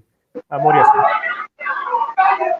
आशीष, एक बात मैं बहुत क्लियर कर दूंगा आप लोगों को कि सारे इतिहासकार इस बात से एक मत हैं कि नंद वंश और मौर्य वंश तक भारत के मूल निवासियों में वर्ण जाति की संकल्पना नहीं थी। नंद वंश और मौर्य वंश तक भारत के मूल निवासियों में वर्ण और जाति की संकल्पना नहीं थी। ये जो है सारे इतिहासकार इस बात में एक मत है, इसमें कोई नहीं है, ये इतिहास की किताबों में आपको मिल जाएगा। तो मैं इसीलिए आपको थोड़ा सा जिक्र कर रहा था, जब आप थियोलॉजी पढ़ोगे और एंथ्रोपोलॉजी पढ़ोगे और फिलॉसफी पढ़ोगे, तो मैं उसी से संदर्भ में बता रहा हूं कि ये जो हमारे देश के अंदर जो आए शैतान आए, जो आज देख रहे हो, जो नागा बाबा वगैरह देख रहे हो, ये सब जो है जेरूसलम के इर्द गिर्द से ही आए हैं। वहीं पर सारी लड़ाई हो रही थी। जैसे पहले बताया कि दुनिया के अंदर पहले प्राकृतिक धर्म आया, कि प्राकृतिक शक्तियों को से लोग डर रहे थे तो उनकी पूजा पाठ करना शुरू कर दिया। उसके बाद जो है चालाक लोगों ने जो है, शैतान लोगों ने जो है उसको देव का रूप दे दिया, छोटे छोटे देव बना दिए, तो इनको बहुदेवा कहा गया। फिर इसकी प्रतिक्रिया में एक देवा के लोग आए तो कहे कि एक देव है, ढेर सारे देव नहीं है। तो ये जो झगड़ा था एक देवा बहुदेवा का, तो उसमें खूनी जंग हुई, मारपीट हुई, कत्ल हुआ, जाने कितना हुआ, हजारों साल तक ये लोग लड़ते झगड़ते रहे। तो ये जो बहुदेवा लोग थे ये कहते क्या थे कि हम मतलब वहां पैगंबर की एक प्रथा थी। कहते थे कि हम लोग पैगंबर हैं और पैगाम लाए हुए हैं। किसका पैगाम लाए हुए? बोले ऊपर देव बैठा हुआ है उसका लाए हुए हैं। तो एक देव वाले बोले कि हम भी पैगंबर हैं। तो बोले कि किसका पैगाम लाए हो? बोले हम भी जो है देव का लाए हुए हैं। तो एक तरफ बहुदेवा थे, एक तरफ एक देवा थे। तो चूंकि बहुदेवा लोग ये कहते थे कि हम लोग जो है ऊंचे खानदान के हैं या ऊंच नीच की बात करते थे, और ये एक देवा के लोग कहते थे नहीं, मनुष्य मनुष्य बराबर है, यानी वो समता की बात करते थे। और ये जो बहुदेवा लोग जो थे ये ऊंच नीच की बात करते थे, कहते थे मनुष्य जो है वर्ण चरम से महान होता है, यानी पैदाइशी महान होता है, हम लोग चोजन पीपुल हैं, हमको जो है ऊपर जो देव बैठा हुआ है उसने इंसानों पर शासन करने के लिए भेजा है। तो ये जो एक देवा के लोग थे बोले बहुत बदमाश लोग हैं, उनको शैतान कह करके पत्थर मार खदेड़ा। और वही सब लोग भारत देश के अंदर आए और यहाँ पर आकर के वो लोगों को करिश्मा दिखा रहे थे। ये करिश्मा दिखाना, चमत्कार दिखाना, इसको जो है शैतानी हरकत कहा गया है। वहां भी कहा गया है, एक देवा के लोगों ने भी कहा, यहाँ भी कहा है। तो बुद्ध ने इसको देखा तो भारत देश के अंदर जो चल रहा था वो प्राकृतिक धर्म चल रहा था और मानव धर्म चल रहा था। यानी जो बौद्ध धर्म है ये बुद्ध से पहले भी था भारत देश के अंदर, ऐसा नहीं कि नहीं था। और जैन धर्म भी पहले से था। तो बुद्ध जो है उसी बौद्ध धर्म को जो है जो पहले से चल रहा था उसी को उन्होंने रिफाइन करने का काम किया। और ये जो करिश्मा दिखाने वाले लोग थे इनके साथ उनकी टक्कर हुई। तो बुद्ध ने जो है समता का रास्ता दिखाया। और ये जो शैतानी हरकत इनकी चल रही थी, जो ऊंच नीच की बात कर रहे थे, सबसे बड़ी बात ये देव धर्म की बात कर रहे थे। ऊपर कोई देव बैठा हुआ है, आम इंसानों से कहते थे ऊपर देखो ऊपर देखो, और ऊपर लोगों को दिखा दिखा करके कोई दिखाई जो देता नहीं था, तो उसके नाम पर जो दान दक्षिणा लेकर के उनसे जमीन ले रहे थे, कहीं धन ले रहे थे, ये ले रहे थे। तो बुद्ध ने इसी का इनकार किया कि ऊपर देखने की जरूरत नहीं है, नीचे देखो। और नीचे जो है इंसान जो दुखी है, तो इस इंसान के दुख को दूर करना चाहिए। तो टकराहट इसी बात की हुई कि बुद्ध ने कहा दुख है और दुख का कारण है। तो ये जो शैतान लोग थे उन्होंने जो है बुद्ध की शिक्षाओं को जो है तोड़ना मरोड़ना शुरू किया और इनके संघ में भी घुस गए। पहले मतलब जाकर के कि भाई हम भी बुद्ध हो गए, हम भी बुद्ध हो गए, क्योंकि जो है दान दक्षिणा इनको मिलना बंद हो गया। क्योंकि देखो शैतानों को दान दक्षिणा नहीं मिलता है, ये जो है अपने को देव के नाम पे दान दक्षिणा देते हैं। तो जो बुद्ध ने कहा दुख है, दुख का कारण है, तो शैतानों ने कहा हाँ दुख है, दुख का कारण जो है वो ऊपर जो देव बैठा है वो है, और देव के साथ देवी है। और जब देव है देवी है तो उसके ढेर सारे बच्चे हैं, तो वो जो देव देवी है उनको खुश करो। ये टकराहट है। फिर बुद्ध ने कहा दुख का निवारण है। तो ये जो शैतान थे इन्होंने भी कहा कि हाँ बिल्कुल बिल्कुल निवारण है, आप लोग दान दक्षिणा दो, खूब ढेर सारी दान दक्षिणा दो, तो दुख जो है खत्म हो जाएगा, और देव के नाम पे दो। तो बुद्ध ने कहा कि दुख है, दुख का कारण है, दुख का निवारण है, और दुख निवारण का मार्ग है। तो शैतान ने कहा हाँ बिल्कुल दुख निवारण का मार्ग है, आप लोग दिया बत्ती, धूप बत्ती और ये अगरबत्ती ये सब जलाओ, और मूर्ति बना दिया, बुद्ध की मूर्ति बना दिया। बाद में चल करके मूर्ति बनाकर कहा इसकी पूजा करो और दान दक्षिणा चढ़ाओ, तुमको जो है इस जन्म में तो तुम्हारा कुछ नहीं होगा, इस जन्म में तुम जैसे हो वैसे रहोगे, अगले जन्म में जो है तो हम सिफारिश कर देंगे।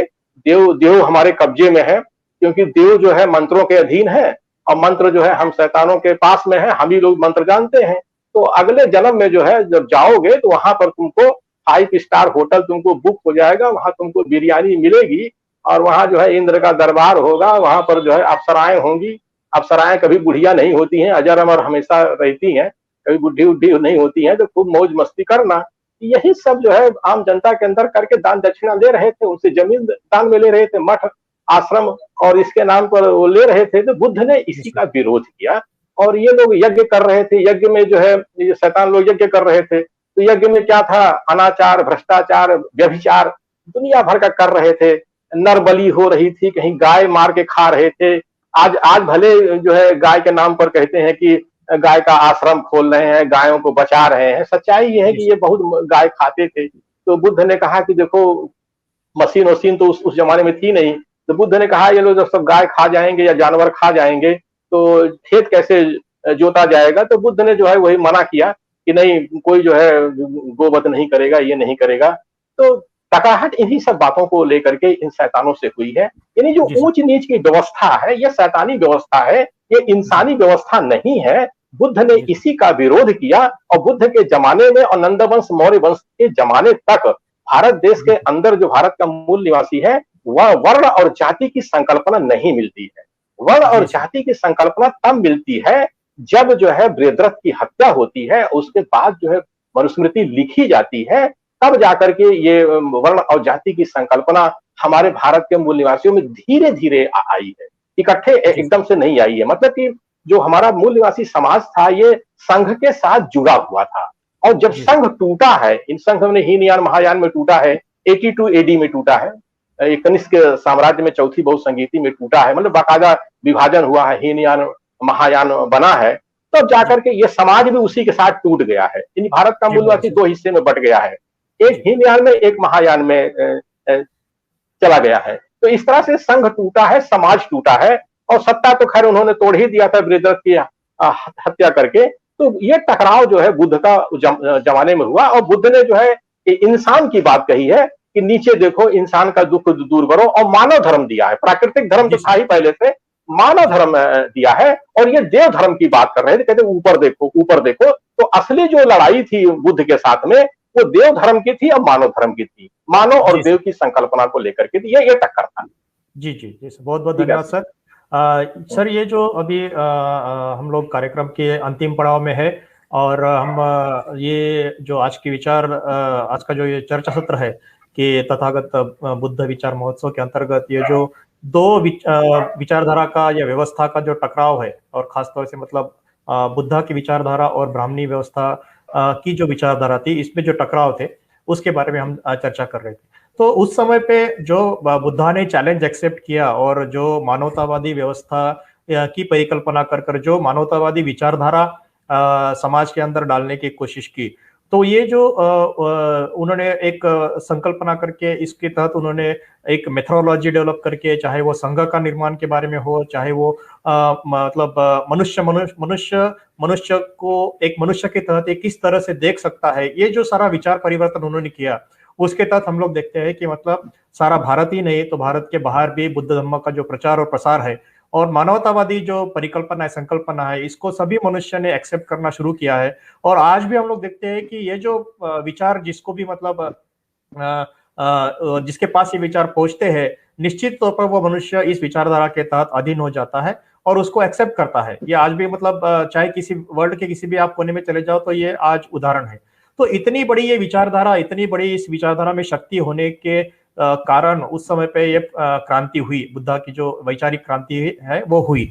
तो उस वैचारिक क्रांति को आज के परिप्रेक्ष्य में हम लोग किस तरह से देखते हैं, मतलब उसमें उस विचारधारा में अगर इतनी शक्ति है और उस विचारधारा में इतनी एक क्रांति करने की अगर शक्ति है, तो आज के परिप्रेक्ष्य में मतलब वह क्या कारण है कि इस विचारधारा को हम लोग या इस व्यवस्था जो वर्तमान व्यवस्था है, उस व्यवस्था के अंतर्गत जो चेंजेस या जो सोसाइटी के अंदर बदलाव देखना चाहते हैं, देख सकते हैं, वह दिखाई नहीं देता है।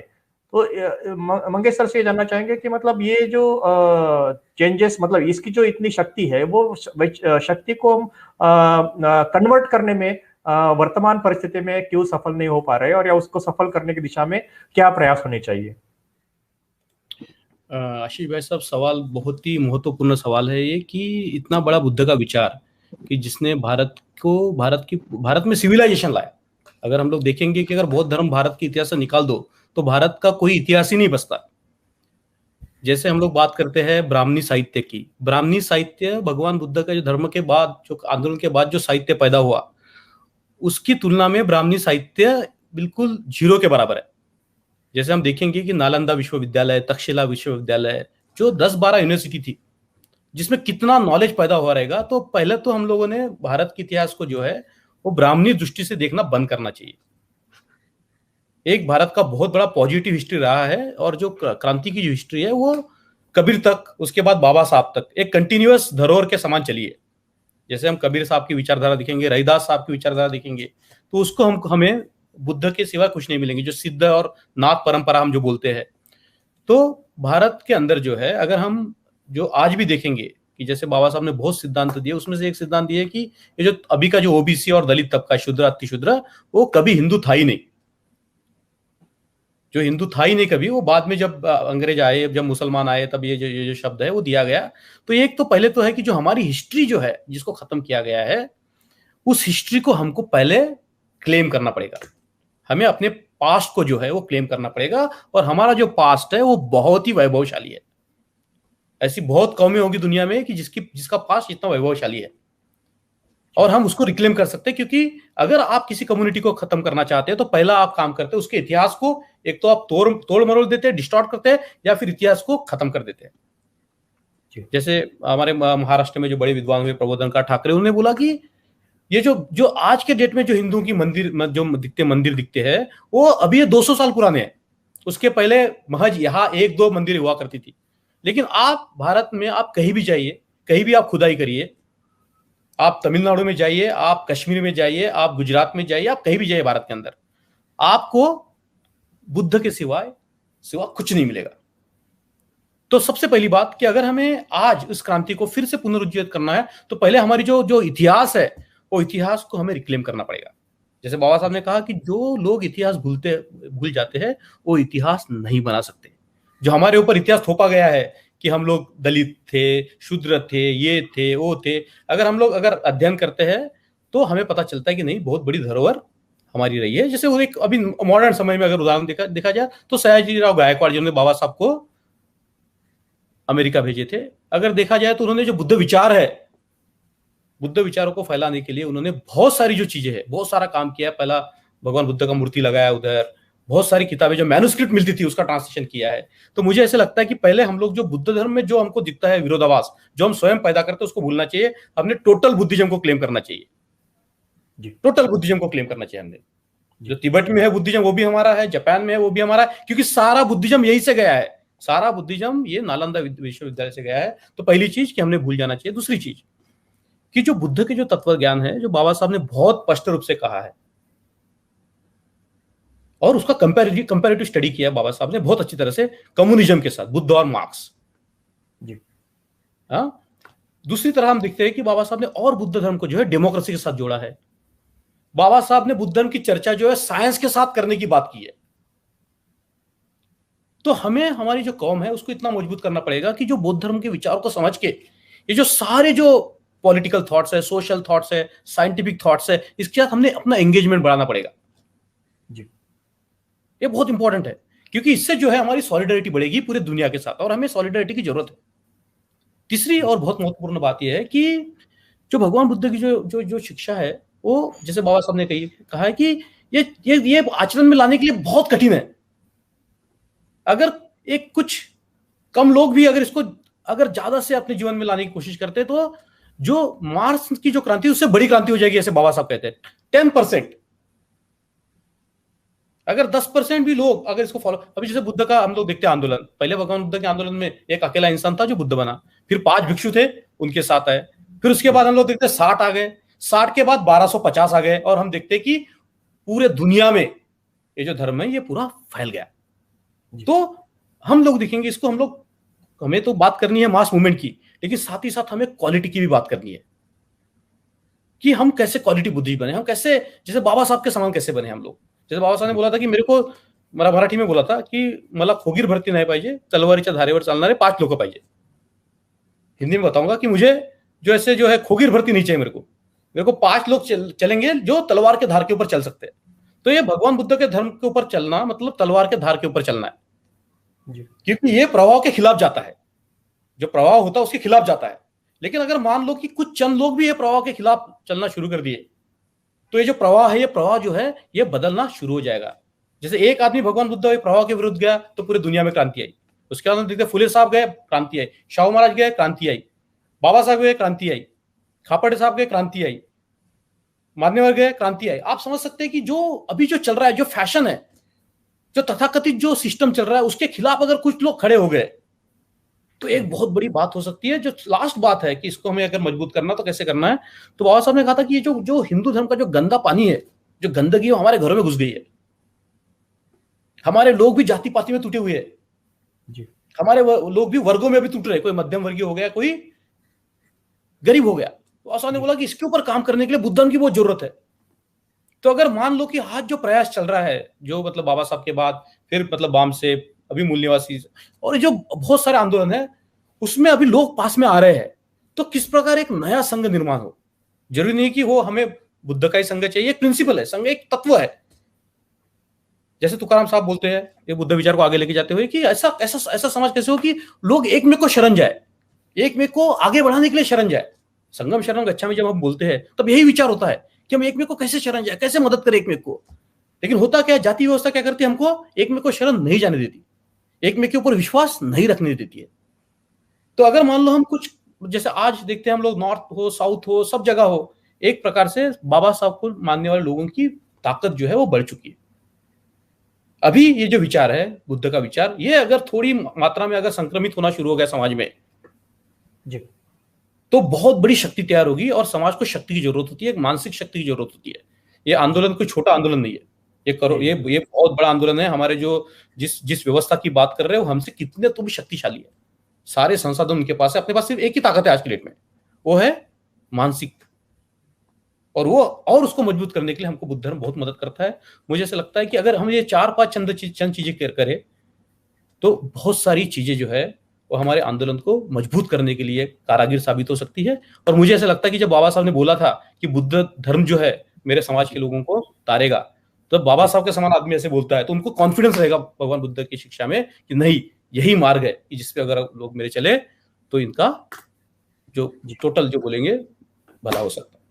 जी जी, बहुत बहुत धन्यवाद मंगेश जी। आपने वही सही तरीके से और सरल तरीके से आज की तारीख पे क्या करना चाहिए वो दर्शकों को हमारे बताया।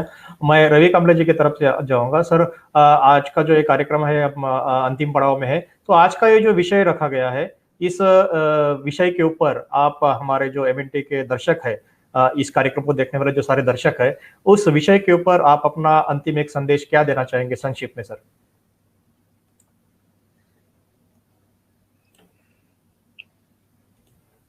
बाबा साहब बोले history is a battle in between Buddhism and Brahmanism. ये बाबा साहब का वर्डिंग है। बाबा साहब बोले history is a battle in between Buddhism and Brahmanism. इतिहास ये बौद्ध और ब्राह्मणों का संघर्ष है जी सर। आज भी चल रहा। ब्राह्मणी धर्म यानी ही हिंदू धर्म है, इसलिए हमको अगर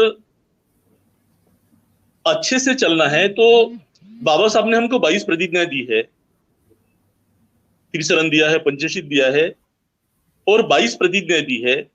अगर वो 22 प्रतिज्ञाओं का पालन हर उपासक उपासिकाओं ने किया तो बौद्ध धर्म बहुत अच्छे से भारत में स्प्रेड हो सकता है।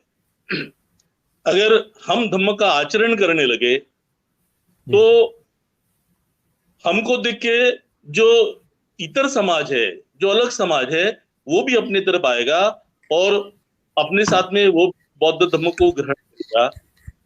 मैं आपके माध्यम से ये बताता हूं कि पिछले साल चंद्रपुर, जहां बाबा साहब का दूसरा धम्म दीक्षा का समारोह हुआ था 16 अक्टूबर 1956 को, पिछले साल में वहां मेरे हाथ से 16 ब्राह्मण अधिकारी इन्होंने बौद्ध धम्म की दीक्षा ली है। ऐसे बौद्ध धम्म की दीक्षा के कार्यक्रम ये 30 साल में मैंने बहुत किए हैं, बहुत ओबीसी लोगों को मैंने दीक्षा दी है। पिछले साल 16 ब्राह्मण अधिकारी जिनको चंद्रपुर दीक्षा भूमि में हमने धम्म दीक्षा दी है। इसका मतलब यह है कि हर कोई आज बुद्ध धम्म की तरफ आकृष्ट हुआ है, हर किसी को ये बात पट रही है। इसलिए अपनी जवाबदारी, अपनी जिम्मेदारी बढ़ गई है कि हमारा जो आचरण है, हमारा आचरण बुद्ध धम्म के अनुसार ही होना चाहिए, पंचशील का पालन होना चाहिए। अगर हम लोग समझो शराब पीने लगे और हम बोलेंगे कि आप बौद्ध हो, कौन आएगा हमारे पास? हम अगर शीलों का उल्लंघन करने लगेंगे, हम दूसरों को बोलेंगे कि आप बौद्ध बनो, कौन बनेगा? इसलिए सबसे पहले तो जरूरी है कि हमारा जो शीलों का आचरण है, पंचशील का जो आचरण है, ये बहुत अच्छा होना चाहिए। बाबा साहब सब लोगों को, हम बोलते कि कांग्रेस में उस समय में बहुत धुरंधर थे जी सर, सब ओवररूट बाबा साहब ने जो किया वो सिर्फ शील के बल पे। उनके पास में ज्ञान तो था, लेकिन उससे भी बड़ी बात थी, उनके पास में शील का एक बहुत बड़ा बल उनके साथ में था। इसलिए हमको भी, हाँ, इसको हमको भी शीलवान बनना है। और अगर हम शीलवान बन जाते हैं, हमारा आचरण अगर सुधर जाता है, तो बाकी जो संप्रदाय है, बाकी जो जातियों में बटे हुए लोग हैं, वो अपनी तरफ आएंगे और वो भी बौद्ध हो जाएंगे। जी। हमको मालूम है कि जो हिंदू धर्म में गलत बातें हैं, गलत बातें मालूम होने के बाद भी अगर हम उसका आचरण कर रहे हैं, तो हम बाबा साहब के साथ में विद्रोह कर रहे, भगवान बुद्ध के साथ में विद्रोह कर रहे और खुद के साथ में भी विद्रोह कर रहे, क्योंकि इतना धम्म हमको मिला है। हमारे जो आदर्श है वो है बुद्ध और बाबा साहब, सम्राट अशोक, महात्मा फुले। इतने अच्छे आदर्श और किसी के पास नहीं जी। अगर हम अच्छे से समझ लेते हैं तो हमारी जो उन्नति, हमारा जो विकास इसी मार्ग पे चल के बहुत बहुत होगा। एक दिन ऐसा आएगा, बाबा साहब बोल रहे थे कि मुझे पूरा भारत बौद्धमय करना है, इसकी जिम्मेदारी हम पर, आप सब पर है। इसको अपन समझ के अगर अपना आचरण सुधारते हैं तो जल्दी वो दिन आ सकता है। जी सर, बहुत बहुत धन्यवाद सर। रवि कामले सर, आपकी आशा और अपेक्षा रास्त है और आपका जो कार्य है वो भी रास्त है। और निश्चित तौर पर ये जो मानवतावादी व्यवस्था है या मानवतावादी विचारधारा है, इस विचारधारा को अंगीकारना और उसका आचरण करना, ये दोनों चीजें बहुत जरूरी है, क्योंकि सिर्फ अंगीकारने से ही सारी चीजें होगी, ये आज तक के इतिहास ने साबित किया है कि ऐसा नहीं हो सकता, बल्कि उसको पर्याप्त स्तर पर उसको समाज में अंगीकृत करके उसको मतलब लोगों को भी उसके तहत एंकरेज करना है और उस विचारधारा को आम जनता तक पहुंचाना है। मैं एसआर मोरिया सर की तरफ आऊंगा। सर, आज के विषय के ऊपर आपका संक्षिप्त मैसेज सर।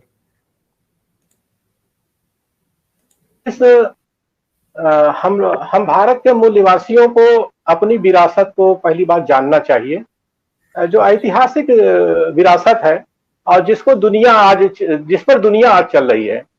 जैसे आज लोकतंत्र की बात होती है, तो वैशाली का लोकतंत्र क्या हमको याद नहीं करना चाहिए कि बताइए, बुद्ध के जमाने में वैशाली में गणराज्य था, लोकतंत्र था, तो आज दुनिया लोकतंत्र की तरफ जा रही है, तो हमको याद करना चाहिए वैशाली को।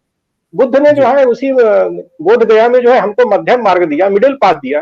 तो आज सारी दुनिया जो है मिडिल पाथ पर चल रही है, मध्यम मार्ग पर चल रही है। सम्राट अशोक ने हमको जो है कल्याणकारी राज्य दिया, वेलफेयर स्टेट दिया। तो अंग्रेज जब भारत के अंदर आए तो वो सम्राट अशोक भारत से क्या लेकर के गए, अंग्रेज क्या लेकर गए?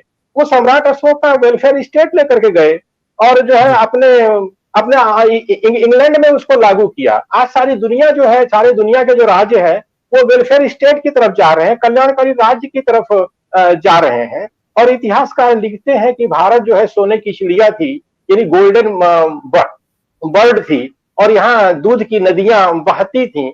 तो जब इतनी बड़ी विरासत हम मूल निवासियों के पास थी, तो वो विरासत चली कहाँ गई? वो चली इसलिए गई कि ये जो बहुदेवा थे, जो ढेर सारे देव देवी लेकर के हमारे देश के अंदर आए, जो शैतान आए, जो ऊंच नीच की व्यवस्था लेकर के आए, जो देव धर्म लेकर के आए, हम भारत के मूल निवासियों के जो हमारे राजा लोग थे, तो उनके साथ उन्होंने साठगांठ किया।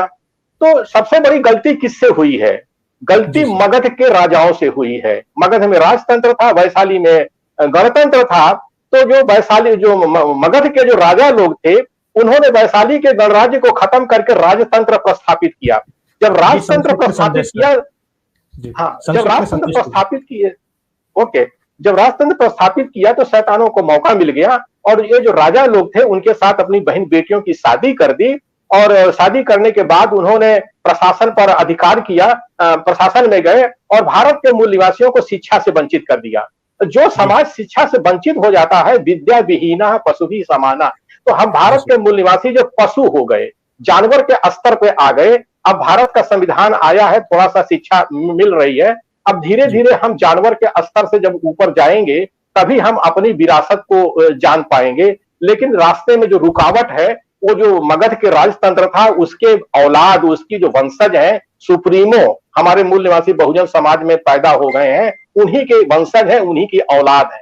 तो ये जब तक सुप्रीमो हमारे समाज में रहेंगे, ये इनके पास, ये हमको शिक्षा, स्वास्थ्य, रोजगार नहीं देंगे, इनके पास कोई एजेंडा नहीं है, तो हम फिर से जो है भारत की विरासत को प्राप्त नहीं कर सकते हैं। हाँ, अगर संविधान के माध्यम से हम संविधान को बचा पाए और लोकतंत्र को बचा पाए और अपने लोगों को हम शिक्षित कर पाए, कलम से मजबूत कर पाए, तो तब जाकर के शायद हम अपनी विरासत को याद कर पाएंगे और फिर से हम मानव बन जाएंगे, इंसान बन जाएंगे और बुद्ध का मानव समाज फिर से भारत देश के अंदर प्रस्थापित हो जाएगा। यही मेरा कहना।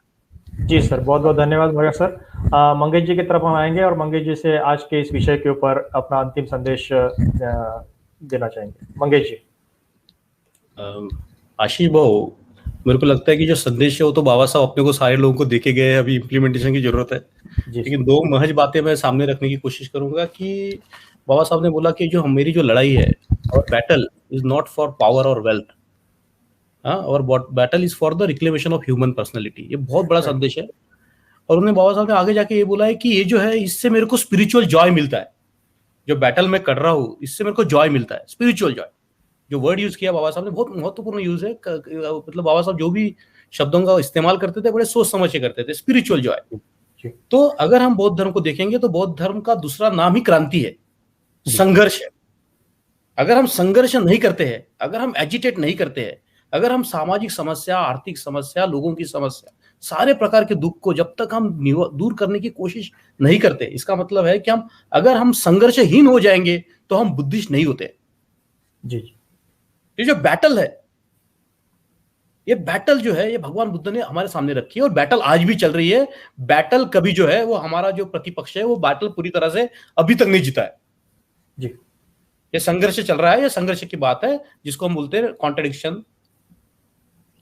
ये जो चल रहा है रिवॉल्यूशन, काउंटर रिवॉल्यूशन, ये कॉन्ट्रडिक्शन का युग होता है। इसमें हम लोगों को बहुत सही तरीके से समझना पड़ेगा कि ये हमारा धर्म क्या है। तो धर्म ये है, हमारा संघर्ष करना ही हमारा धर्म है। जी जी, यही बौद्ध धर्म है जी। इस दुनिया में इंसानियत को लाना, इस दुनिया में मानव्य को लाना, यही बड़ी बात है। दूसरा जो संदेश बाबा साहब ने अपने को बहुत सुंदर तरीके से देखे गए, वो कि जो मैंने जो डेमोक्रेसी है या जो राजनीति है, जो संविधान है, इसकी जो नींव है वो है लिबर्टी, इक्वालिटी, फ्रैटर्निटी के ऊपर आधारित है।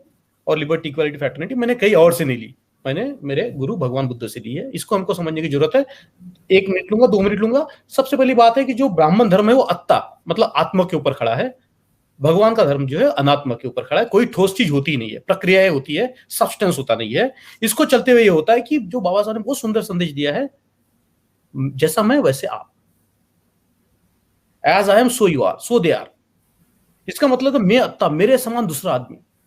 जब ये आइडेंटिटी हो जाती है कि हम दूसरे में अपने आप को देखना शुरू करते हैं, तो वहां पे मैत्री की शुरुआत होती है। बाबा साहब बोलते हैं कि यही जो है वो लोकतंत्र की नींव है। और जब मेत्ता की प्राप्ति होती है, तो अपने आप ही जो है संवेदनशील बनता है आदमी। अगर मैत्री नहीं तो संवेदनशील नहीं बनाएगा। संवेदनशीलता के 2 शब्द है, करुणा और मुदिता। जब हम लोग देखते हैं कि समाज दुख में है, तो हम लोग करुणा, कुछ एक्शन करते हैं। कर मतलब एक्शन, उना मतलब दुख, दुख देख के एक्शन करना। सिर्फ हम लोग बातें नहीं करते, कुछ करते हैं उसके लिए। अगर समाज की प्रगति हो रही है तो हम खुश होते हैं, उसको बोलते हैं मुदिता। और जब हम निस्वार्थ भाव से ये काम करते हैं, हमारे स्व को त्याग करके हम जो काम करते हैं, जिसको बोलते हैं उपेक्षा, अल्टीमेट फ्रीडम। जी। तो ये जो है, ये अगर 3 तत्वों को हमने हमारे सामाजिक जीवन में लाए, हम हमारे ऑर्गेनाइजेशनल जीवन में लाए और खुद के जीवन में लाए, मेत्ता, करुणा, मुदिता, उपेक्षा, ये इसका दूसरा, अगर दूसरे फॉर्म में देखेंगे तो इसका दूसरा पहलू होता है लिबर्टी, इक्वालिटी, फ्रैटर्निटी। फ्रैटर्निटी का मतलब होता है मैत्री, मैत्री का मतलब होता है फ्रैटर्निटी, फ्रैटर्निटी का मतलब होता है सामाजिक डेमोक्रेसी। सामाजिक डेमोक्रेसी नहीं है तो आपकी इकोनॉमिक डेमोक्रेसी कोई मतलब की नहीं है, आपकी पॉलिटिकल डेमोक्रेसी का कोई मतलब नहीं है। बुद्ध धर्म का तत्वज्ञान सिर्फ 2 शब्दों में है, 1 मैन 1 वैल्यू। जी। अगर आप एक आदमी को ज्यादा वैल्यू देंगे तो वह बुद्ध तत्वज्ञान काम में नहीं आता है। हमें 1 मैन 1 वैल्यू, मतलब मैत्री की बात करनी पड़ेगी। मुझे लगता है कि बाबा साहब ने बहुत अच्छे से अपने को बताया है। बहुत इसके ऊपर चर्चा हो, समाज में हर स्तर पे चर्चा हो, हमारे हर तबके में चर्चा हो। और मुझे ऐसा लगता है कि बहुत सुंदर कार्यक्रम आपने आशीष ये रखा है। आपका बहुत बहुत धन्यवाद, और सब एमएनटी टीवी का बहुत बहुत धन्यवाद भाई साहब। और हमारे मेरे साथ जो मेरे दो बड़े बुजुर्ग हैं, मौर्य साहब और कापड़े साहब, बहुत बहुत धन्यवाद साहब। जी बहुत बहुत धन्यवाद मंगेश जी, आपने सही तरीके से क्या करना चाहिए कार्यकर्ताओं द्वारा और आज जो एक्शन होनी चाहिए आम लोगों के द्वारा उसको हमारे कार्यकर्ताओं तक पहुंचाया। आज के इस विषय के ऊपर तथागत बुद्ध का ज्ञान प्राप्ति का दर्शन, ब्राह्मणी व्यवस्था से टकराव, इस विषय के ऊपर आज जो वक्तागण हमें इस कार्यक्रम में इस चर्चा में सम्मिलित होने के लिए मिले, मंगेश जी और मौर्य सर और रवि कामले सर, आप सभी का मैं एमएनटी न्यूज नेटवर्क की ओर से बहुत बहुत धन्यवाद अदा करना चाहता हूँ। और आपने जो विचार हमारे सामने हमारे दर्शकों के लिए रखे हैं, निश्चित तौर पर वो प्रेरणादायी विचारों को लेकर जो कार्यकर्ता है, जो दर्शक है, वो समाज जीवन में इसका प्रचार प्रसार करेंगे और इसको अंगीकृत करेंगे, ताकि मानवतावादी विचारधारा की जो प्रस्तावना है वो प्रस्तावना फिर एक बार की जाए। आपका फिर एक धन्यवाद, आपका फिर एक बार मैं धन्यवाद अदा करते हुए आप सभी का बहुत बहुत धन्यवाद अदा करते हुए आज का ये कार्यक्रम यही समाप्त करते हैं। आपका फिर एक बार बहुत बहुत धन्यवाद। जय भीम, जय मूल्यवासी। जय भीम, जय मूल्यवासी। और आपकी अनुमति लेते हुए मैं कल के जो कार्यक्रम है उसकी मैं घोषणा करना चाहता हूँ। कल का जो कार्यक्रम है एमएनटी न्यूज नेटवर्क का, वो इसी बुद्ध विचारधारा का जो महाउत्सव है, इस महाउत्सव के तहत कल का जो विषय है वह है बौद्ध राजनीतिक दर्शन और ब्राह्मणों का विरोध। इस विषय के ऊपर कल हम चर्चा करने जा रहे हैं। पॉलिटिकल थॉट्स, मतलब उस समय के जो बुद्धा के पॉलिटिकल थॉट्स के ऊपर और ब्राह्मणों का विरोध किस तरह से उनके राजनीतिक दर्शन के खिलाफ हुआ, उस पर कल चर्चा होगी। और इसमें जो वक्तागण है, मूल निवासी जय प्रकाश फाकिर जी हमारे साथ जुड़ेंगे, पसमंदा सामाजिक चिंतक है, और मूल निवासी बीडी बोरकर सर हमारे साथ में जुड़ेंगे जो राष्ट्रीय अध्यक्ष है पीपीआईडी के। ये दोनों जो वक्तागण है, ये वक्तागणों के साथ में कल एक बार फिर हम रात को 8:30 बजे एमएनटी प्राइम टाइम में मिलेंगे। और आप जिन साथियों ने आज का यह वीडियो देखा है, उनसे अनुरोध है कि यह वीडियो यूट्यूब और फेसबुक पर यह उपलब्ध है, और आप सभी यह जो वीडियो है ये ज़्यादा से ज़्यादा लोगों तक पहुंचाने की प्रयास कर सकते हैं और इस विचार को और ज़्यादा लोगों तक पहुंचा सकते हैं। आपका इस आज के इस कार्यक्रम में सम्मिलित होने के लिए आप सभी का बहुत बहुत धन्यवाद। और इसी के साथ हम आज का ये कार्यक्रम समाप्त करते हैं। जय भीम, जय मूल्यवासी।